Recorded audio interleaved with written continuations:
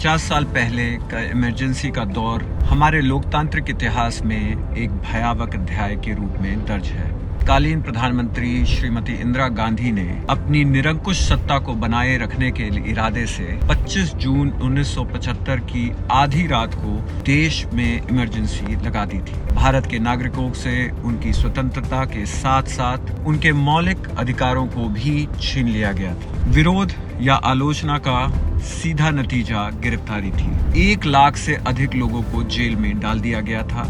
नागरिक स्वतंत्रता निलंबित करने के साथ न्यायपालिका की भूमिका सीमित कर दी गई और अखबारों पर सेंसरशिप का ताला लग गया था। लोकतांत्रिक संस्थाओं का कोई मतलब नहीं था। Indira is India, India is Indira की तानाशाही सोच ने संविधान और लोकतंत्र को बेमतलब बना दिया था। आम नागरिक के साथ साथ हिंसा का स्तर भी भयानक था। परिवार नियोजन के नाम पर लाखों लोगों की जबरन नसबंदी कर दी गई थी। दिल्ली और कुछ अन्य जगहों पर जो कि बस्तियों को तोड़कर लाखों गरीबों को बेघर कर दिया गया था। तानाशाही सत्ता के दम के आगे आम नागरिक का कोई मूल्य नहीं था। अखबारों पर सेंसरशिप का पहरा था और विरोधी के स्वर जेल की चारदीवारी में कैद। असली खबरें लोगों तक पहुंच ही नहीं पाती थी। सरकार अपना मनमाना प्रचार कर रही थी, पर जनता के विरोध के आगे तानाशाही को भी हार मानना पड़ा और श्रीमती इंदिरा गांधी को 19 महीने के बाद इमरजेंसी हटानी पड़ी। आज